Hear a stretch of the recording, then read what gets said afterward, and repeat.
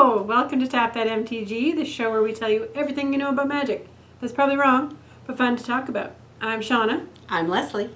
And today we are diving into the companion decks that we've been talking about that are out there.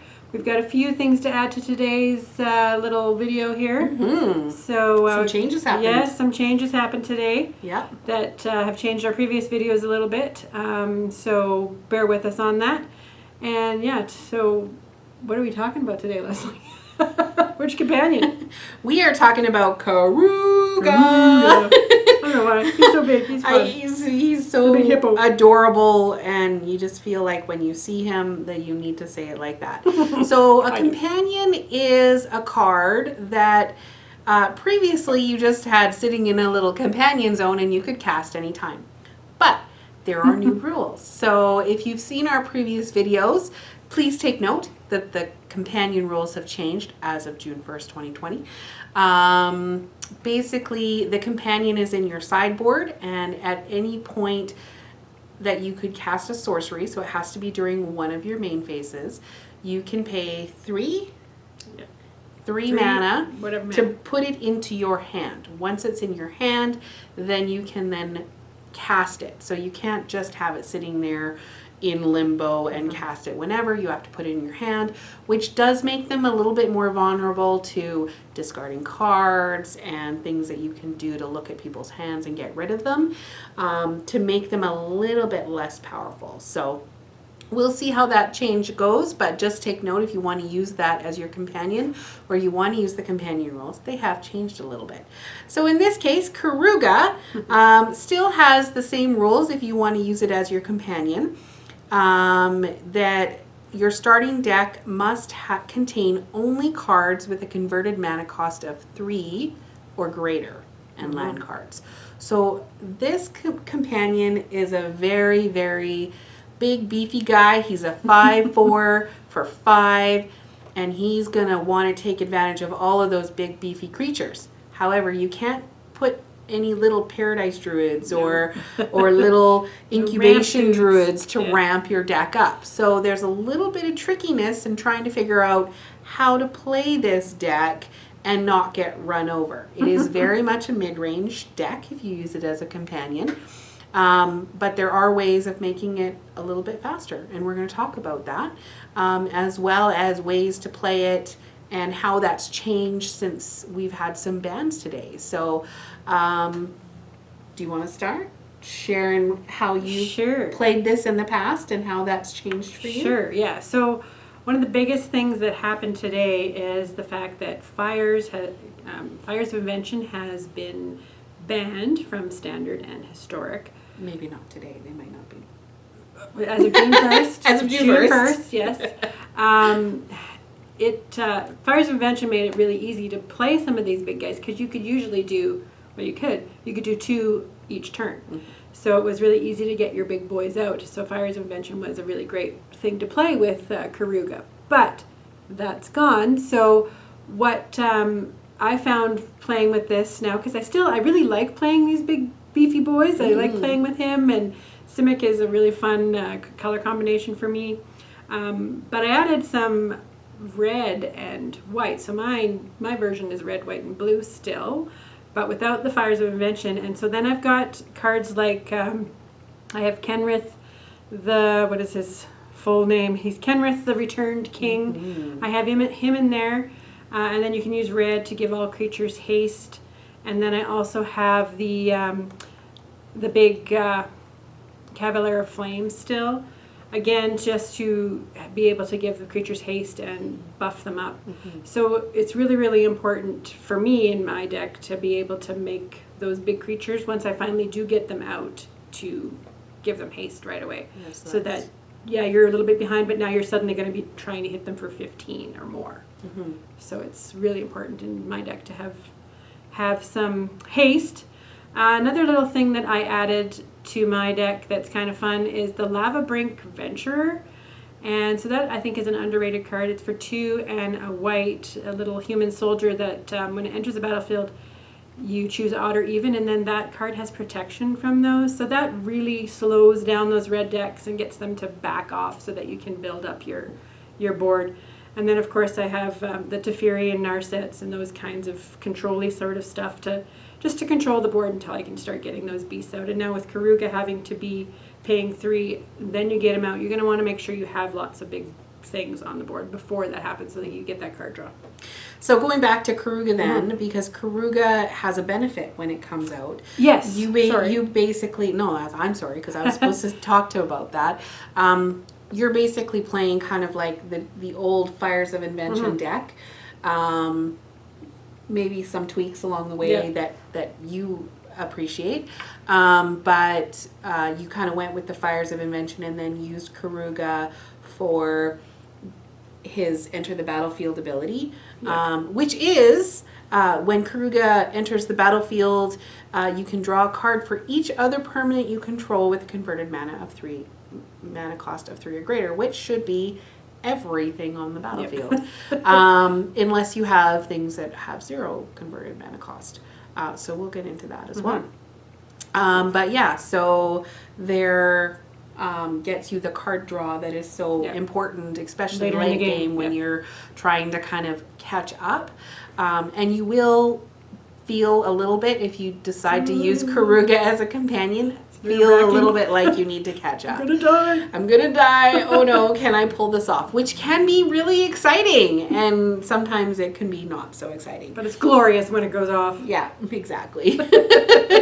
So the approach that I took when I was thinking about this card, so I guess a really important thing, and I don't know, I think you would probably agree, when you're deciding what to build in a deck is to think about the meta of the game. Not necessarily what's been banned and what hasn't been banned, but what are people playing? And the meta right now has slowed down a little bit as of this week, but perhaps not that slow with things like Winota out there for standard and other ways if you're playing modern or commander of just like running people over. So you still want to be able to catch up with those slow decks, and you don't want to be run over before you get anything on the battlefield. Mid-range is getting easier to play, but you have to kind of think about that. So when I built my deck, I thought, how can I get things that cost 3 or higher onto the battlefield and still have enough blockers to kind of slow things down? So the approach that I took is mutate. So I'm using Keruga with a mutate deck because of the mutate cost on a lot of things is a lot lower. And I went with tokens. What can I mutate on? So at first I tried to do like a green stompy. I think we both did green stompy. We got a few wins in, but it was really hard to win with green stompy. Because you were run over before you even got questions still. And I had Love Struck Beast in there. But Love Struck Beast has a human token, and you cannot mutate onto a human. So I couldn't use Love Struck Beast for that. So my strategy was, what else can I create? Well, let's use Goblin. So I have Legion Warboss in there, only 3 mana cost, and Goblin Gathering in there, only 3 mana cost, which gets you 2 cards for the price of 1, which helps you a little bit in kind of catching up to whatever's happening on the board, and hopefully they've had to play a tap land or something in their first turn. And then I also have Trumpeting Gnar, which is only 3 mana cost, and it's a 3/3. So once you have those on the battlefield, now you can kind of like take your time and start mutating stuff onto those creatures. So things like Migratory Greathorn gets you another land, and once you start getting land, or once you put Migratory Greathorn on there and start mutating things on, you're just constantly getting land, starting to play more and more things, and you catch up quite quickly, which is great. Just keep going. Sure. So there's also, Gem Razor for getting rid of, there's always enchantments, especially things like Banishing Light and all of those things that are out there to control you, as well as they can't use fires now, but there's a lot of... The Elspeth before it finishes and that sort of thing. Exactly. So I have Gem Razor, and its mutate cost is only 3. So again, you're keeping your mana curve fairly low, even though you have a bunch of high mana cost creatures. Gem Razor works on the artifact too, right? it I sure forgot does. about that. Yeah, The so witch's stupid oven. witch's oven. Yeah. Yeah. And then, and then the last one I have, because mine is a green, blue, and red, that's probably a key card, is the Apex of Wishes. And then I have the Auspicious Strix as well. Right. So anything that kind of gets you more creatures so that you can go wide a little bit faster, Yep. catches you up really Yep. quickly. So that's kind of the And strategy it's wide, I took. big stuff, which is It's really hard to wide, deal big with. stuff. All of a sudden, you have like a bunch of 6/6s out Yep. on the battlefield, and even the Apex of Wishes is only 5 in and of itself. So if you've got the Migratory Great Horn a couple times, Yeah. you've caught up, and you can just hard cast that instead Flying of Trample. mutating it, which is cheaper, and it's got Flying Trample, and it gets you benefits when it comes out. Nice. So it kind of turns a mid-range deck into a lower mid-range deck and makes it a little bit faster, harder to get through with things like your red deck wins. Even Winota has to think about it with all of these big things that she's going into Yeah. at the time. Of course, she gets a bunch of stupid indestructible things.